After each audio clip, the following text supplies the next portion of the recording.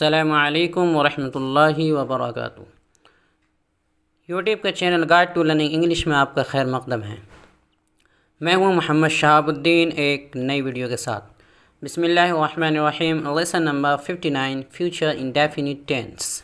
सबक नंबर 59 ज़माने मुस्तक़बिल गैर मुतय्यन। दोस्तों, प्रेजेंट और पास्ट टेंसेस मुकम्मल करने के बाद आज हम पढ़ेंगे फ्यूचर टेंस यानी ज़माने मुस्तक़बिल के बारे में, जो कि बहुत ही आसान है। तो आपसे गुजारिश है कि वीडियो को लास्ट तक देखें और जानें कि फ्यूचर टेंस कैसे बनता है। तो आइए शुरू करते हैं।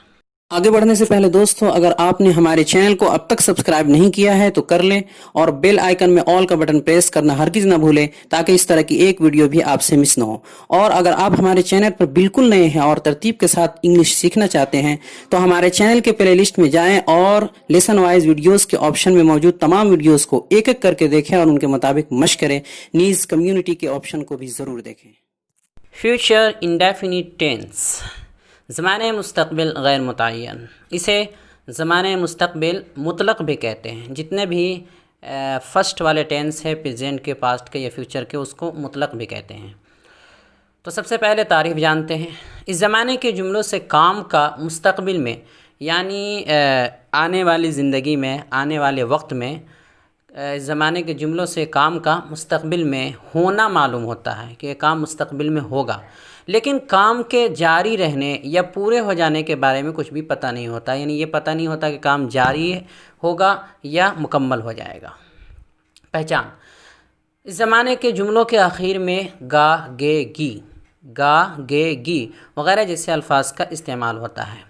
जैसे मैं कल वहाँ आऊँगा, I will go there tomorrow, I will go there tomorrow. तुम एक नज़्म लिखोगे, you will write a poem.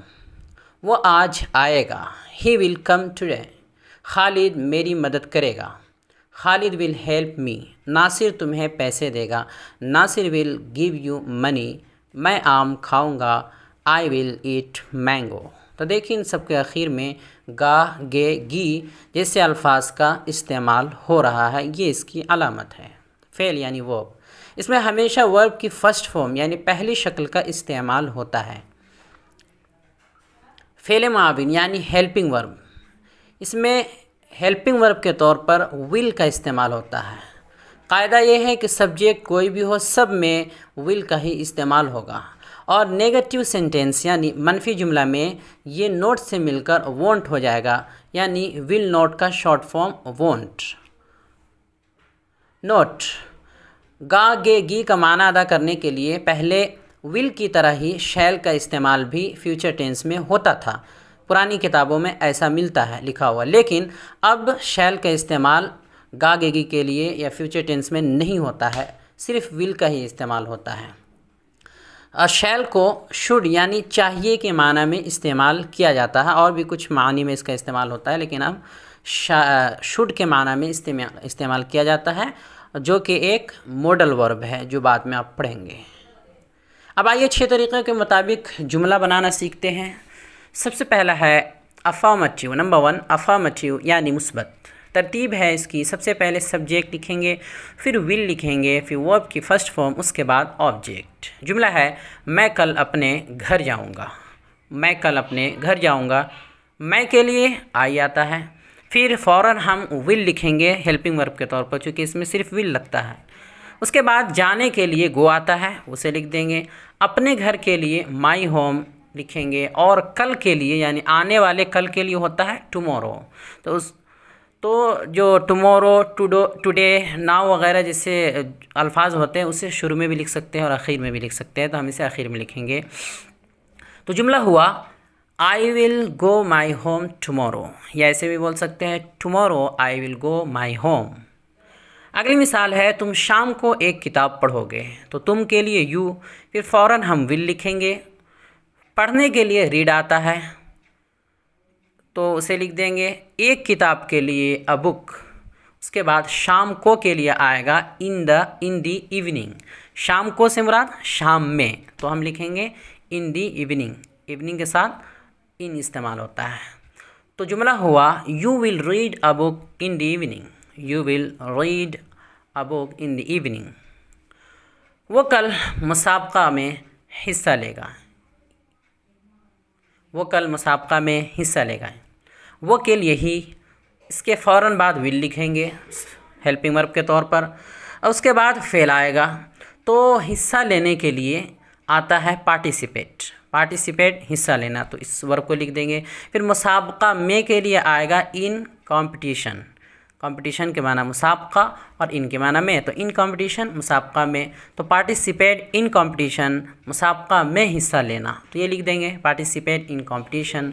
और कल के लिए टुमारो लिखेंगे, तो जुमला हुआ he will participate in competition tomorrow. He will participate in competition tomorrow. तो पहला तरीका हो गया। नंबर 2 नेगेटिव यानी मनफी। तरतीब है, सबसे पहले सब्जेक्ट, फिर वॉन्ट। ये वॉन्ट विल नॉट का शॉर्ट है, हम शॉर्ट ही इस्तेमाल करते हैं।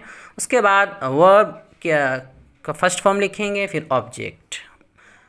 मिसाल है, जुमला है, मैं घर नहीं जाऊंगा। मैं के लिए आई, फिर वॉन्ट लिख देंगे, विल नॉट का शॉर्ट फॉर्म। फिर गो लिखेंगे जाने के लिए, उसके फ़ौरन बाद होम लिखेंगे, तो जुमला हुआ आई वॉन्ट गो होम। वो मैं घर नहीं जाऊंगा। अगली मिसाल है, वो कल आएगा। वो कल नहीं आएगा। वो कल नहीं आएगा, तो पहले लिखेंगे ही, फिर वॉन्ट लिखेंगे, उसके बाद आने के लिए आता है कम, तो उसे लिख देंगे। फिर कल के लिए टुमारो लिखेंगे, तो जुमला हुआ ही वॉन्ट कम टुमारो। वो कल नहीं आएगा। ही वॉन्ट कम टुमारो, वो कल नहीं आएगा। अगला तरीका है नंबर 3 इंट्रोगेटिव यानी सवालिया मुस्बत। तरतीब है, सबसे पहले विल लिखेंगे, उसके बाद सब्जेक्ट, फिर वर्ब के फर्स्ट फॉर्म, फिर ऑब्जेक्ट। बहुत ही आसान है। मिसाल है, सबसे पहला जुमला है, क्या मैं घर जाऊंगा। सबसे पहले हम हेल्पिंग वर्ब यानी विल लिखेंगे, चूँकि सवालिया में सबसे पहले हेल्पिंग वर्ब आता है। उसके बाद सब्जेक्ट यानी आई लिखेंगे, फिर गो लिखेंगे, फिर होम लिखेंगे, तो जुमला हुआ will I go home. Will I go home, क्या मैं घर जाऊंगा। अगली मिसाल है, क्या वो कल आएगा। तो क्या वो कल आएगा, सबसे पहले हम लिखेंगे विल, फिर वो के लिए ही, फिर आने के लिए आता है कम, तो इसे लिख देंगे। उसके बाद लिखेंगे टुमारो, कल के लिए, तो जुमला हुआ विल ही कम टुमारो, क्या वो कल आएगा। Number 4 negative interrogative. चौथा तरीका है सवालिया मनफी। तरतीब है इसकी, सबसे पहले वॉन्ट लिखेंगे, विल नॉट का शॉर्ट फॉर्म, उसके बाद सब्जेक्ट, फिर वर्ब की फर्स्ट फॉर्म, फिर ऑब्जेक्ट। जुमला होगा क्या मैं घर नहीं जाऊंगा। क्या मैं घर नहीं जाऊंगा, तो सबसे पहले वॉन्ट,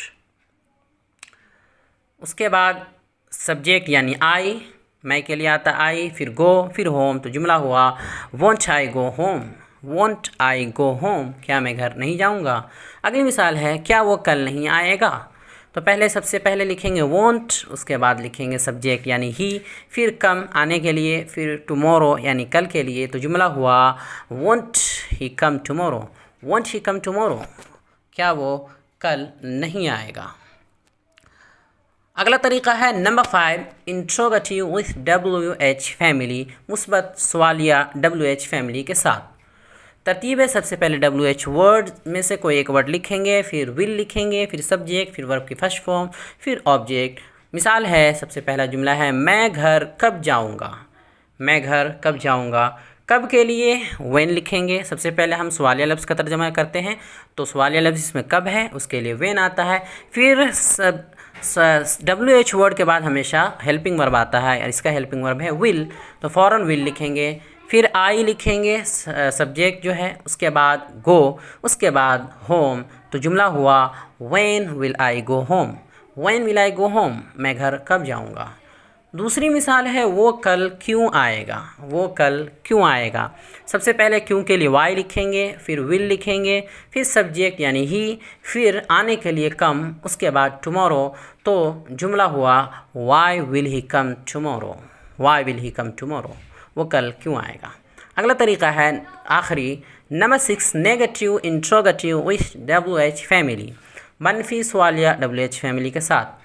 तरतीब है, सबसे पहले WH वर्ड में से कोई एक वर्ड लिखेंगे, उसके बाद वॉन्ट यानी विल नॉट का शॉर्ट फॉर्म वॉन्ट लिखेंगे, फिर सब्जेक्ट, फिर वर्ब की फर्स्ट फॉर्म, फिर ऑब्जेक्ट। मिसाल है, मैं घर कब नहीं जाऊंगा। मैं घर कब नहीं जाऊंगा, तो कब के लिए व्हेन लिखेंगे, फिर फ़ौरन वॉन्ट लिखेंगे, नफ़ी वाला जुमला है, फिर आई यानी सब्जेक्ट, फिर गो, उसके बाद होम, तो जुमला हुआ when want I go home. When want I go home, मैं घर कब नहीं जाऊंगा। अगली मिसाल है वो कल क्यों नहीं आएगा।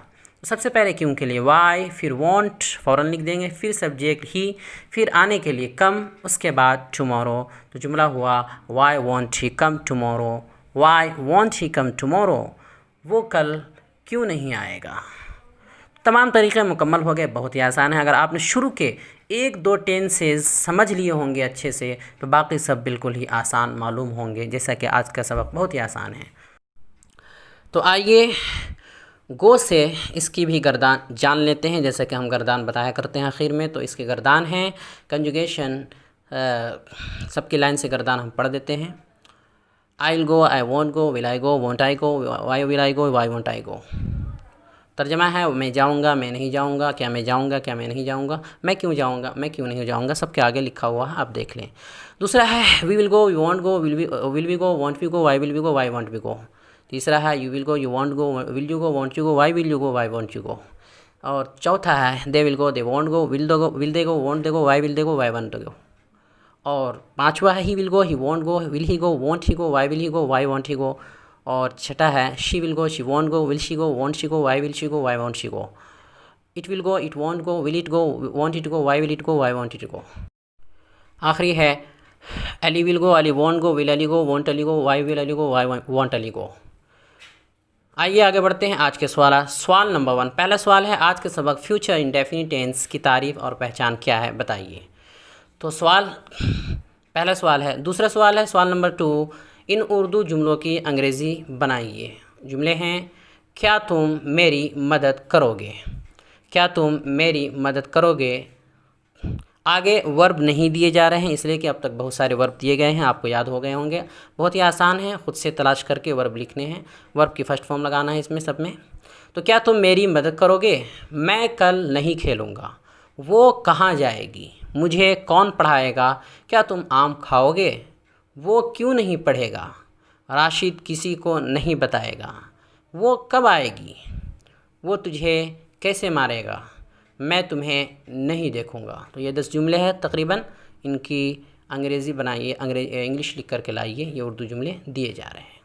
तो दोस्तों हमारी ये कोशिश कैसी लगी, अंग्रेज़ी पढ़ाने का ये तरीक़ा कैसा लगा, अब तक के असबाब कैसे रहें, हमारा ये चैनल आपके लिए किस हद तक मुफीद और मुआविन साबित हुआ, कमेंट बॉक्स में ज़रूर तबसरा करें और हमारे चैनल को लाइक करें, सब्सक्राइब करें और ज़्यादा से ज़्यादा शेयर करें। अस्सलामु अलैकुम व रहमतुल्लाहि व बरकातुहू।